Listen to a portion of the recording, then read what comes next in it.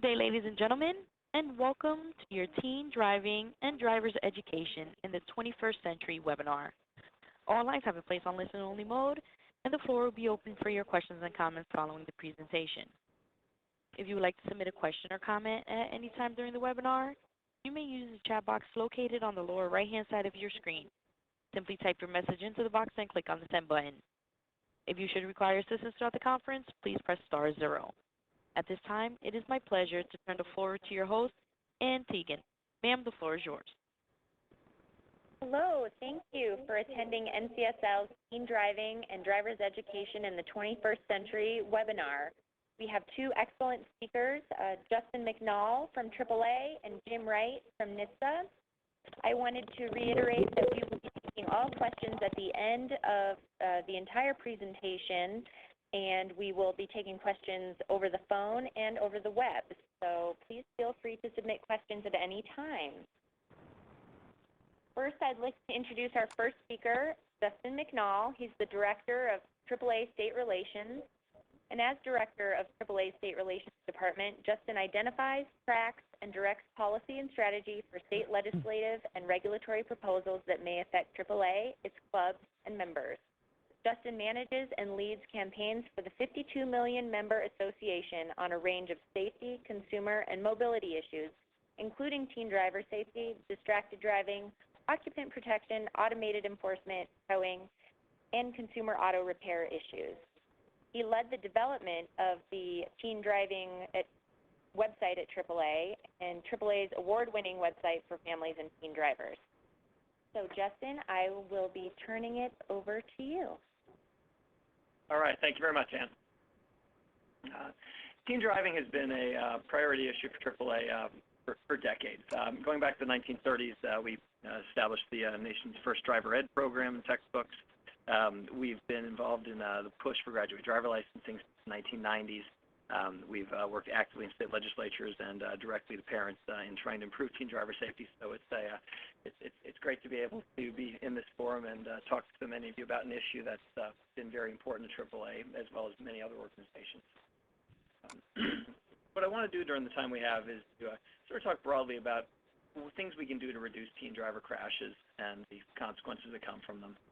Then to talk about graduate driver licensing, what it is, what the progress has been across the country, and where we see it going, what some of the developments are across the last couple of years, and what we see happening in the years ahead. Obviously, teen crashes are a significant issue. They're the leading cause of death for teens by a mile.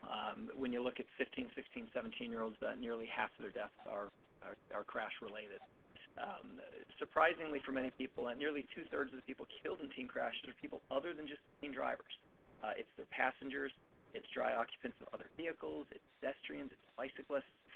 So we're not just talking about an issue that impacts 15, 16, 17-year-olds and their families. It's an issue that has very real consequences for all of us who travel on a road. Additionally, there is a really, in addition to the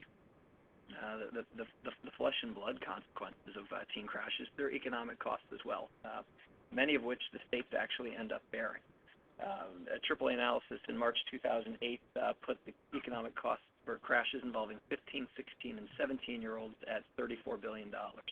And again, some of those are borne by the state, medical costs that that aren't covered by health insurance, police EMS response, court time, even damage to property through there. So from a legislative state government perspective, there are opportunities to improve teen driver safety for the most important reason, which is saving lives, reducing injuries.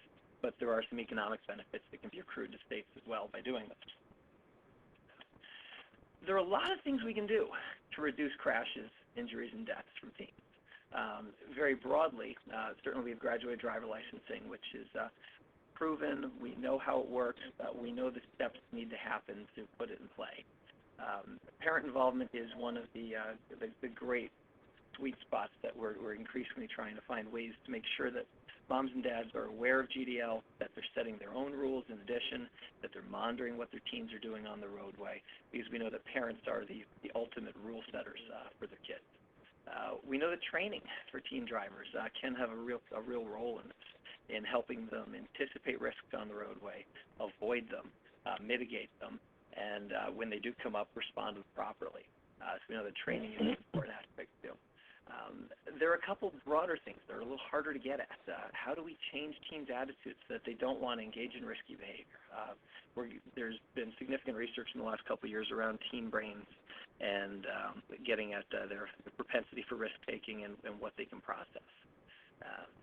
Even additionally, there's sort of this societal shift around the expectation that a teen at age 16 or 17, or in some parts of the country as young as age 14, should be allowed to or has a need to drive on the roads on his own. We also know that technology can play potentially a key role in helping extend the presence of parents and let us be aware of how teens are driving on the roadways and control it through various means, either through the technology themselves or through kids fearing the consequences of what happened when mom and dad learn about what they've done on the roadway.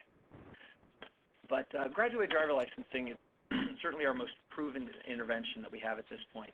And the whole point behind it really is to ease teens into driving. It's to shift the process from how many people got through, where you went to DMV, you took the written test, you took the road test, and then you got a license. You're allowed to drive anywhere, anytime, anyhow. Instead, what we're trying to do is ease teens into driving by creating a system that progressively exposes them to more challenging driving conditions, but they've been able to accrue experience as they head into this, so that the first miles that they drive are with mom and dad or an instructor and happen under the safest conditions, and then teens can be prepared for the more complex driving conditions that we will face. But the key components here really are, it's a three-stage process. With a learner's permit, that involves driving with a parent or with another adult or a driving instructor, which then progresses to an intermediate license, which allows teens to drive on their own but with restrictions, and then on to full licensure. And what I've presented here is AAA's model for graduate driver licensing. There are a number of organizations that have models. They tend to vary a little bit as far as the age of permitted passengers or when night restrictions should begin. But this is sort of what some of us in the GDL business refer to as sort of a northeastern style GDL, with the learners at 16 and then 50 hours of practice driving required, including 10 at night, with driver education as a required piece of getting a license if you're under age 18. Then you move on to an intermediate license, which you have to, has limits not allowing driving after 10 p.m. And when we talk about night limits, it's not just late night driving that we're trying to get at. It's not just driving at 1 a.m., 2 a.m., 3 a.m. that we're trying to prevent. We want to keep kids off the roads at 10 and 11, which is when traditionally we've seen a lot more driving happening. When you ban driving at 1 a.m., 2 a.m., that's a time when there's really not that much teen driving going on, even without a ban.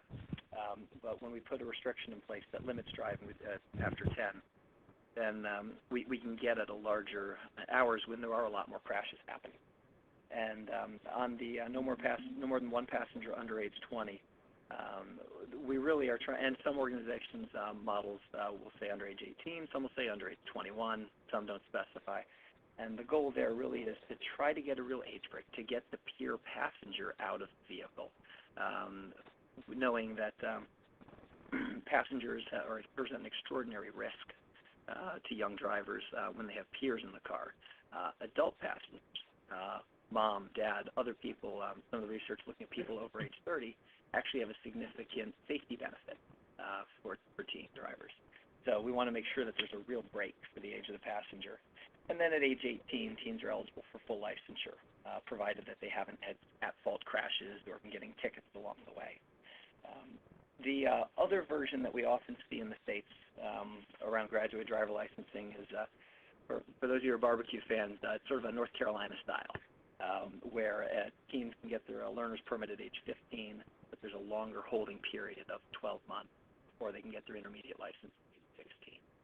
But again, the point there is really trying to ensure that there's a lot of time for teens to gain experience on the road with mom or dad before they're out there able to drive on their own. Research shows it works, and it works really well. There's a large body of evidence showing the individual components make a difference The AAA Foundation for Traffic Safety did some research earlier this year that looked at the impact of teen passengers. When you add one teen passenger with a new teen driver, the crash risk increases 50%. When you add a second passenger, it roughly doubles. When you go to 3 or more pure passengers in the car, the crash rate quadruples. So these are clearly dangerous conditions that we want to avoid, and states that have put these in place have reaped the benefits safety-wise. The same thing for night night limits. We also have seen states that have raised the licensure age. They've raised the learner's permit age, they've raised the age for intermediate licensure, and you can certainly reduce the amount of driving that happens among those young teens there and get some real benefit as well. The other piece to remember within all this is that the components work together. When you improve one, you're going to go ahead and help make the others more effective. When you reduce late night driving, you help it get at some of the conditions when we would see more teens riding in cars together. So there really is a sort of an additive benefit here.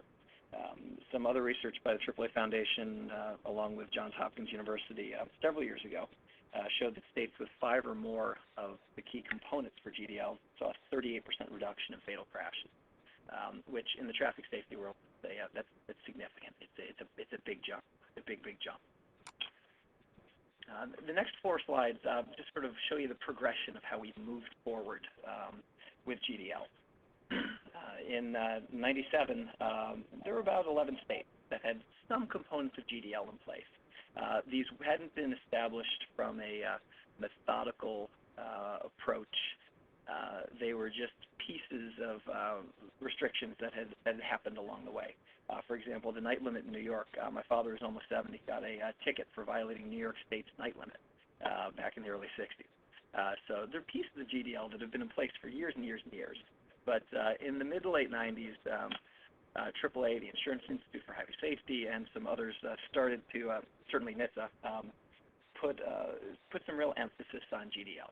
And we saw some significant gains as we look toward trying to see the states in orange is what we're looking at, the growth here, states that have both a passenger and a night limit. In 3 years span, this is what we looked like in January of 2000. By March of 2007, so 7 years later, the majority of states, 35 of them, had both a night and a passenger limit. And we continued, you look at those 5 states in white in there, Arizona, Kansas, North Dakota, Minnesota, and Arkansas, were some of the states that were late to establish a 3-stage GDL. But at this point, they all have, but there still are some real improvements that are needed in a lot of these GDL systems, and we'll talk about that in a moment. But what's hidden a little bit in this map right here is in the last 3 years, we've really only seen 3 or 4 states make significant improvements to their GDL systems. Pennsylvania and Michigan both passed passenger limits. North Dakota established a 3-stage licensing process with a night limit, but there's still 5 states where we don't have a night limit, or we don't have a passenger limit yet. So there still certainly is some progress just in getting some of these core components in place. And the components vary tremendously from state to state. In some states, you can get a learner's permit as young as age 14. In South Dakota, if you get your learner's permit and then you take driver education, you can drive on your own at age 14 and 3 months. New Jersey's on the opposite end of the spectrum there, where you're not allowed to drive by yourself until age 17. The practice requirements and the holding period during the learner's permit age range from about a half dozen states where you have to have a learner's permit for 12 months, which exposes teens to a full year's worth of driving weather conditions. It means that teens during the learner's permit will have to drive, or they'll be exposed to driving in snow. They'll be exposed to driving in the heat of summer. They'll go through the various changes in sun glare as the sun rises at various times of day that you get exposed to. So they really can get a good batch of experience. Wyoming, on the other hand, there's a 10-day holding period required for a learner's permit. So a teen in a matter of a week and a half can go from a learner's permit to getting an intermediate license. We see night limit start time. There are a couple states, South Carolina and Idaho, where it starts at 8 p.m. where it actually exceeds what most of us as safety advocates would push for. And there's still a large number of states where the night limits start at midnight or 1 a.m., where, again, you're not effectively keeping driving from happening during some of those peak crash hours. Passenger limits range from states that don't have any to some that don't allow any passengers, not even siblings, to some states that basically say you're not allowed to have more kids in the car than you have seatbelts, where you really haven't effectively set much of a limit there, especially with SUVs that have third row seats in them. And even the restrictions on who those passengers are. Some states consider a 17-year-old to be an appropriate passenger for a 16-year-old driver, not captured under the passenger limit. A couple states actually go all the way up through age 25, where you are really establishing a good age break to get the negative peer influence out of the vehicle and ensuring that the permissible passengers are responsible adult passengers who can contribute to the car being driven safely instead of resulting in it, pushing the young driver to be distracted or to intentionally engage in dangerous behavior. The next couple of slides, I wanted to talk through a little bit of the trends that we're seeing in GDL licensing policy, sort of where we're going.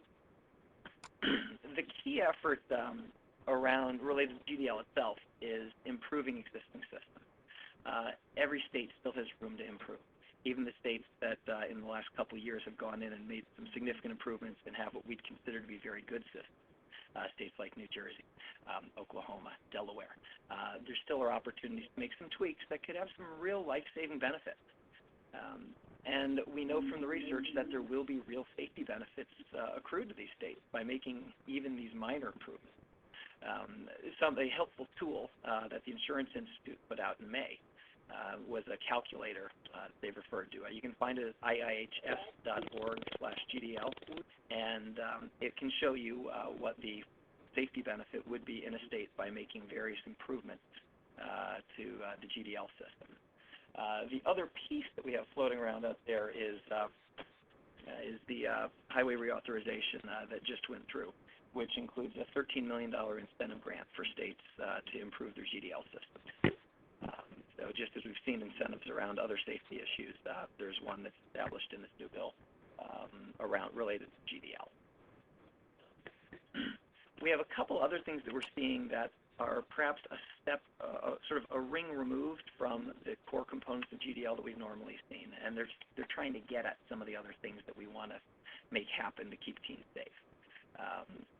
Both Connecticut and Massachusetts have mandatory parent involvement sessions, where either as part of the driver education process or separately from it, a teen who wants to get licensed has to have a parent attend a state-mandated session that can explain to the parents what their role is and the things that they can do to help manage their teen to become a safe driver. New Jersey has one bill that's in consideration for that. We've seen the decal program in New Jersey that requires new teen drivers to have a sticker on their vehicle that helps law enforcement identify a vehicle that if you see it being driven late at night or you see it being driven with a number of teen passengers in there, it tells law enforcement, hey, this car's probably violating a portion of our graduated driver license system, so that police will be attuned to it and can engage in appropriate enforcement. Because that's, as a former police officer, I know that's one thing that I talk to folks who are still in the business, that it's hard. It's hard to make a judgment call on the road as to whether someone's 16, 18, or 20. And it's not something we're expecting law enforcement to do just visually. So with the New Jersey decal program, it has opportunity there to help police engage in appropriate enforcement. We've also seen states pass primary seatbelt laws for under age 18, pass wireless bans for drivers who are under age 18. Actually, 34 states have wireless bans in place for young drivers. The last two items here, and certainly Jim Wright's going to talk at length about the driver education piece. The one I want to touch on is increased penalties.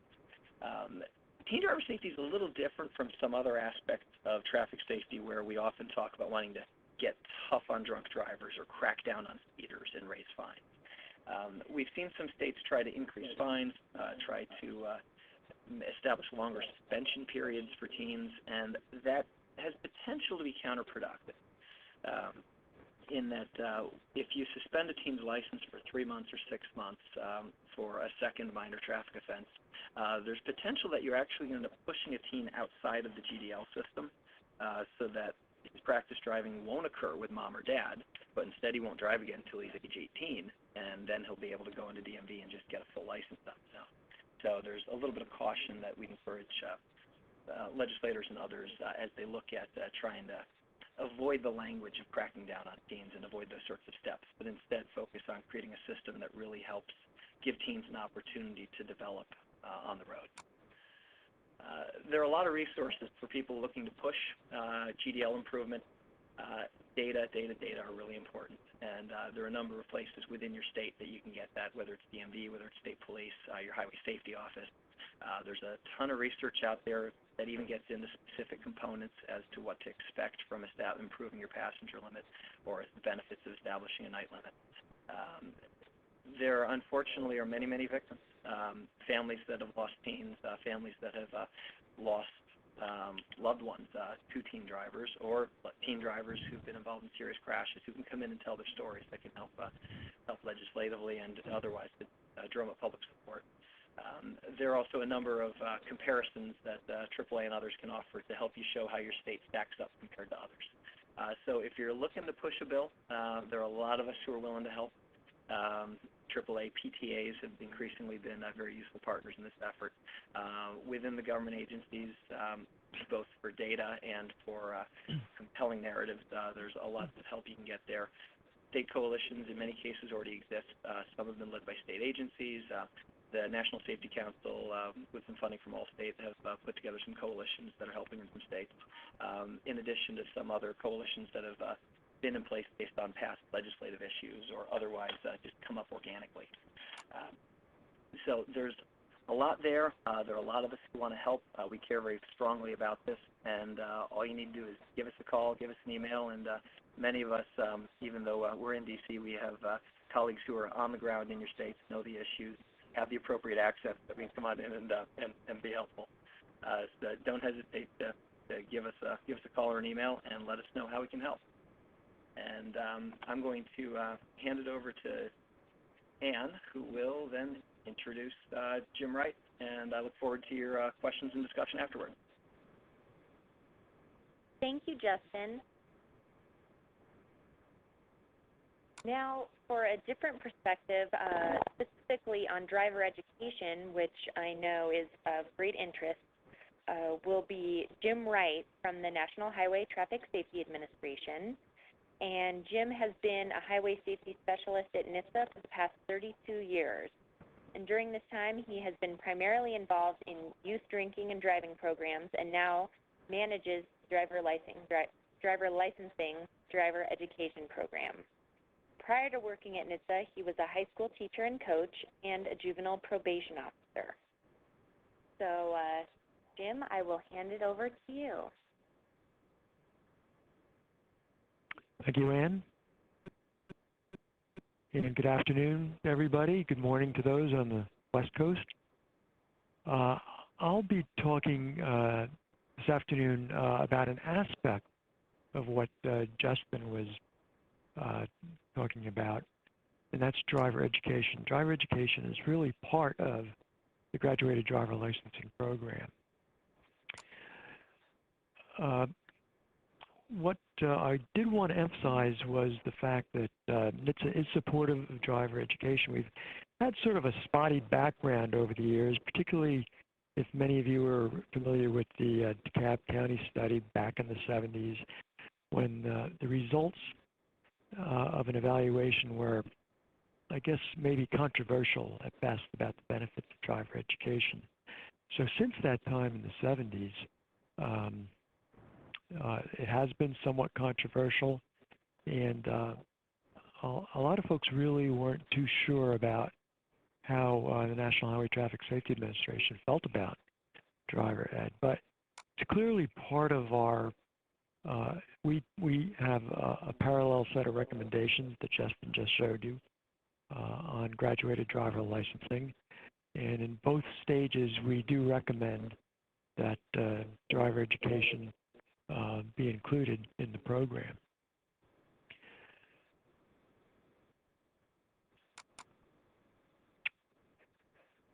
Okay, let's see. What I would like to talk to you this afternoon about is some of our more recent efforts since 2009, 2008 in support of driver education. What are the main things that are going on in this area, and possibly things that you should be looking out for in your states. Firstly, and most importantly, is the development of the novice teen driver education and training administrative standards.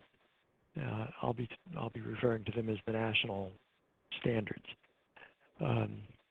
These were developed by the driver education community back in 2008, 2009, and it's a series of standards that we hope to get promoted in the states during the next few years. Justin mentioned the wide variety of GDL laws in the country. Well, driver education is even more diverse than GDL.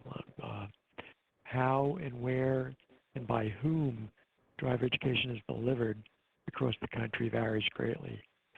So we all tried to take a stab at getting some standardization across the country going with the advent of the administrative standards. So that's the core of what NHTSA is doing with driver education, and all of our projects that I'm going to talk about that's listed on this page really pertain to getting those administrative standards implemented in the states.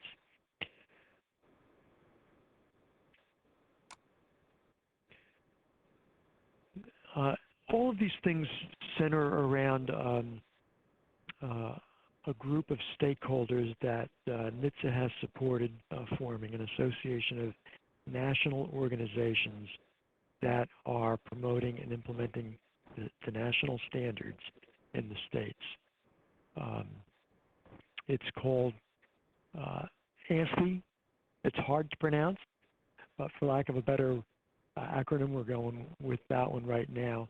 But all of the projects that we are working on are really informed and promoted and supported by the national stakeholder organization.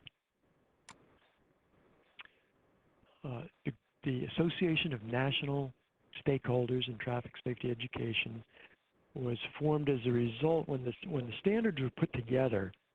As I mentioned, a wide variety of the driver education community was formed. They formed a working group to draft out the standards. There was a national conference in Phoenix to sort of put the stamp of approval on the standards. And as a result of that effort, this subgroup, if you will, came into being to support the national standards. There are volunteers from each of the national associations that meet regularly to advise us on what's important to do in driver education in support of the standards. And they're going to make changes as needed of the standards, because they were never intended to be static kinds of things that would not change over time. There's a lot that constantly changes in driver education with the automotive industry, with technology, and driver education has to keep pace with those things. So here are the members of the association. First and foremost, of course, is AAA that Justin belongs to, but you're probably familiar with most of these organizations. AAA Foundation, of course, is the research arm of AAA. AMVA, the motor vehicle directors, are part of the group. ADSIA, which is one of the major driver education membership organizations in the country. DETA is the organization of all the state administrators of driver ed. The Driving School Association of the Americas are the commercial operators of driver education. A very huge portion of driver ed is delivered throughout the country commercially. The Governor's Highway Safety Association, the association of all the governor's reps in the country for highway safety, and TRB are all part of this group. And basically their mission is to promote the standards in the states and, as I mentioned, to maintain and update the standards as needed.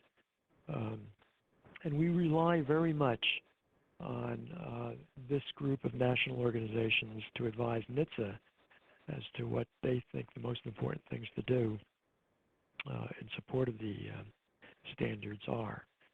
So all of our projects are really dependent on the advice we get from this group of national stakeholders. The standards themselves, as you can see here, were developed first. Content standards, in other words, standards that advise us on what should actually be taught in driver education, has been developed by some of the member organizations. And in the future, this group has told us that delivery standards and online delivery standards are important to do next up. So we are taking a close look at that. The standards themselves, the folks that put them together felt that these 5 areas were the most important things to focus on for administrative standards in driver education. And as you can see, a lot of these pertain, number 2, for instance, pertains to what is taught, how it is delivered in the classroom.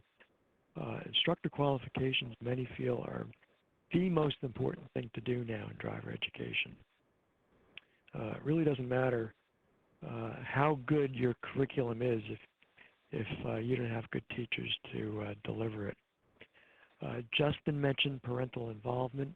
This is also a key part of driver education. A lot of programs do not involve parents.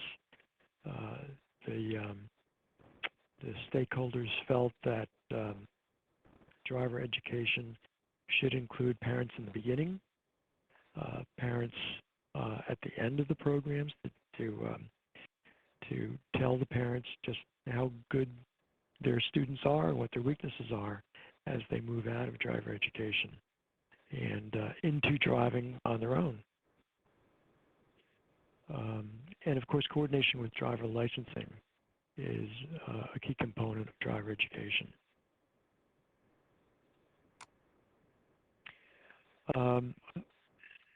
The information sharing system, we have a contract with Marin to try and figure out just what exactly the states are doing with regard to the administrative standards. We think that as we go into the states and try and get these standards implemented, the first questions that will be asked will be, how many other states do it? So we hope to have at least a base completed by our contractor by the end of the year. And again, we're going to hand this over to the stakeholder group, and they are going to run the database and update it and change it as needed in the future. NHTSA has always run, for many, many years now, a state assessment program where we, at the request of states, bring a team of experts in and assess some of our more important programs: EMS, impaired driving, occupant protection, motorcycle safety, traffic records. Maryland did a driver education assessment in 2010 based on the national standards. And since the very successful Maryland assessment, NHTSA has decided to add driver education to its assessment program. So we have completed assessments in Oregon and Vermont, and just recently in Delaware. The first 3 are up on our NHTSA website, so you can see what an assessment looks like. But this is, we feel, a very important component of getting the national standards implemented, is to actually doing a statewide assessment. Kansas is the last one scheduled for this year. We hope other states are going to come up to the plate and get the assessments done.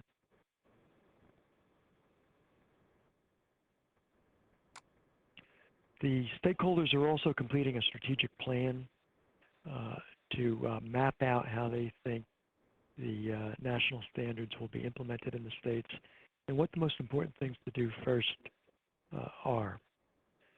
That is just going through NHTSA review now. That will be up on our website. And this will be the framework that the stakeholders will use to move forward and cooperate with one another.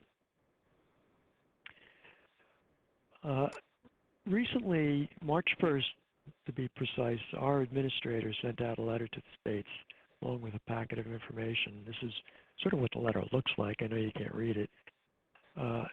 But was very important to the cause of driver education, to driver education providers. And in the letter, our administrator, David Strickland, finished up by saying that driver education is a key part of a comprehensive approach needed to reduce tragic young driver crashes and their toll on our economy. I encourage each state to examine its youth crash and fatality data, determine what countermeasures are appropriate, support a strong GDL program, and work toward implementation of a driver education program following the guidelines outlined in the National Curriculum and Administrative Standards. This is a very important letter for not only driver education administrators throughout the country, but NHTSA itself. There's been a feeling within our own agency of ambiguousness about driver education, and the administrator sort of gave us some pretty clear direction that he thought this was an important component of things to be included in our arsenal of programs to promote in the states. We recently sent out an e-blast with the letter and a packet of many of the recent reports and studies that we've finished pertaining to driver education. And that can be found on our website, which is fairly easy to get to, our driver education page. Just as you can see on the bottom, go to www.nhitsa.gov/driver education program. If you go to the website, this is sort of what it looks like, but over here on the right, you'll see our driver education toolkit, which includes the guidelines, standards that have been put together, the administrator's letter itself, and fact sheets, a lot of the reports and traffic texts that we've put together over the recent few years. The novice teen driver administrative standards are also in the website, and you can pull that up and take a look at them.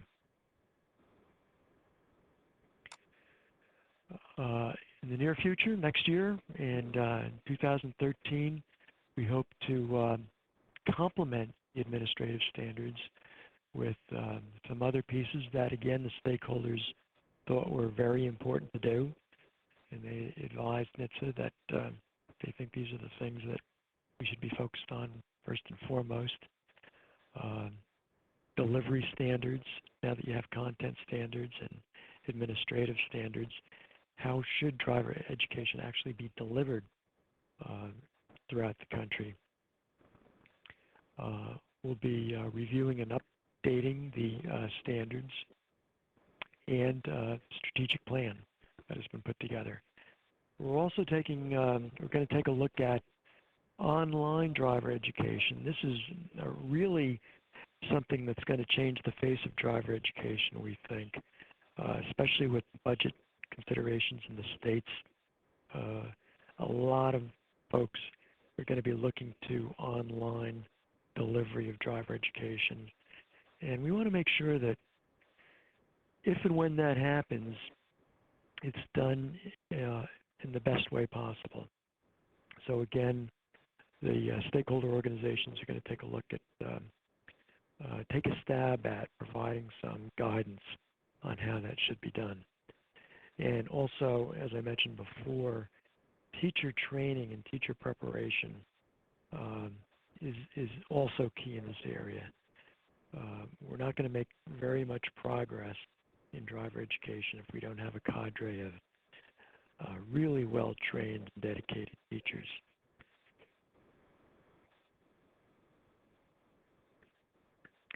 So, what can folks do? There's going to be a lot, we think, happening in driver education over the next few years, so keep an eye out for it. Any support that can be given to getting these administrative and content standards implemented in the states, we think would add greatly to consistency and quality of driver education throughout the country. We're going to, as I mentioned, start working on delivery standards. We need support for those. Driver education assessments. If your state is thinking about doing them and has the support of the many agencies that need to be on board to do one of these assessments, and that includes particularly the State Department of Education, Highway Safety Office, the Division of Motor Vehicles. But if folks are lined up and willing to make a change in how driver education is delivered in the state, an assessment is a great thing. Encourage and support driver education as a component within your state's highway safety plan and the GDL system. Please work with the driver education community in the state. As I mentioned, a lot of times it's very varied. There's commercial providers, providers in the school systems.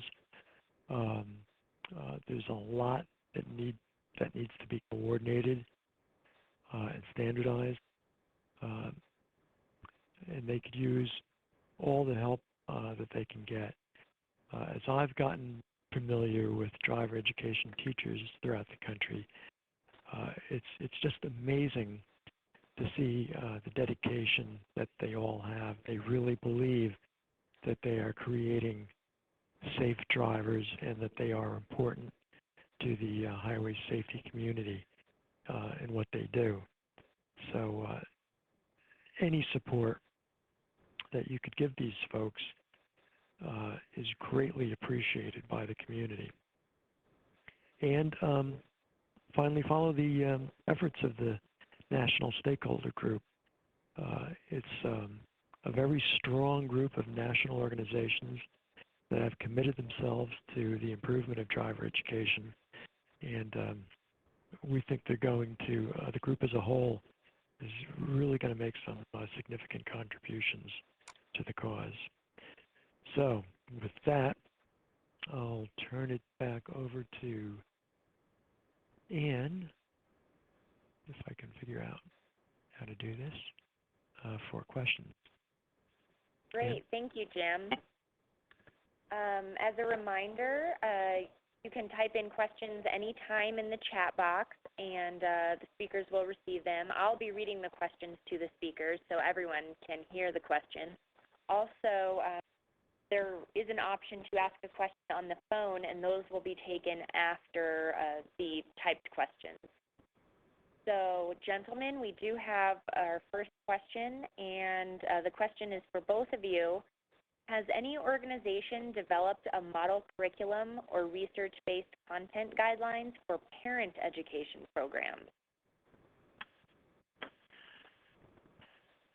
The two states with mandatory programs, Connecticut and Massachusetts, have both been developed in the last couple of years. The I know that and Oregon has a state curriculum for what's taught in some of the driving schools there, sort of a base PowerPoint that they put together.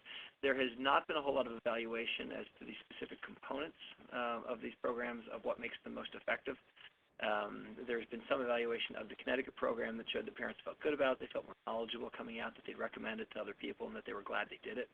But there has not been a specific, here are the 3 components of this program that led to the following safety outcomes piece of it.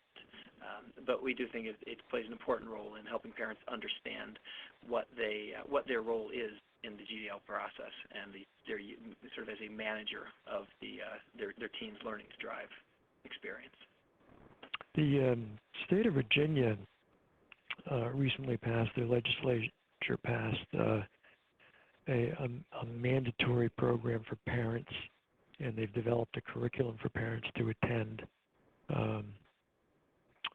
And it's just part of the state that's included in this program, and we're anxiously awaiting to see how that's going to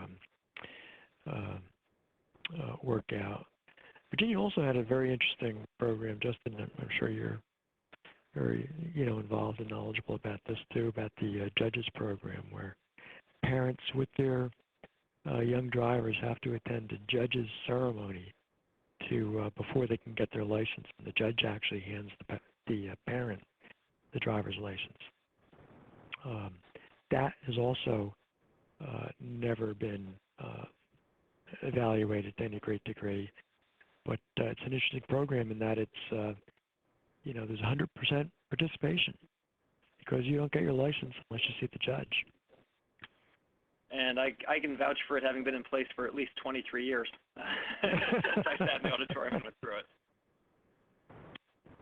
Okay, thanks, gentlemen. Is that the entire state of Virginia or just specific counties? Just the northern Virginia counties are mandated to do this at this point. I don't know if the legislature, Justin, is considering making that a statewide program. Right. I'm not sure if there's an effort to broaden it, but it's Fairfax County, Prince William County. I think Loudoun County is part of it also, sort of the most proximal D.C. suburbs in Virginia. But the whole state has to go to the judge presentation. I mean, that's statewide. It's just this parent information program that's just partially mandated in Virginia. Great. Our next question is, are there any state studies regarding the reduction of crashes after the implementation of cell phone or wireless bans for teen drivers? To my knowledge, we've seen one evaluation of it. The Insurance Institute for Highway Safety and the University of North Carolina did an eval several years ago of North Carolina's teen cell phone ban. And they found little change in usage in North Carolina among teens when compared to South Carolina teens. They found relatively low awareness of the law among parents. Teens knew more about the law than parents did. And they found very low teens perceived a very low likelihood that they were going to get caught doing it or that there'd be real consequences. So that's the one evaluation I know of a state that's done it. There certainly are things that can be learned from it, such as if you pass a law, you need to have a sense that you're actually face a real likelihood of getting a ticket for violating it, which is stuff that we've known from several other traffic safety works. We know from drunk driving efforts, we know from seatbelt efforts that high visibility enforcement makes a difference, and that certainly is something that we would encourage for states when they pass wireless bans for youngsters, is making sure that there's real teeth in the laws. Not necessarily outsized fines, but that there are some kids perceive the likelihood that they will get caught doing it, and that there will be some consequences. Great. Thank you, Justin. At this time, I am going to ask our operator to give instructions on how to make a phone call and ask questions. So, Melinda? Thank you. The floor is now open for questions. If you do have a question, please press star 1 on your telephone keypad at this time. Questions will be taken in the order they were received. If you are using a speakerphone, We ask that while posing your question, you pick up your handset to provide favorable sound quality. If at any time your question has been answered, you can remove yourself from the queue by pressing 1. Again, ladies and gentlemen, if you have a question or comment, please press star 1 on your telephone keypad at this time. Please hold while we poll for questions.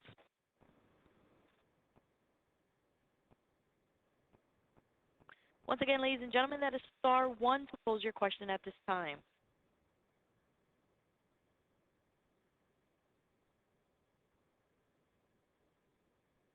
Okay, there may be no phone questions at this time.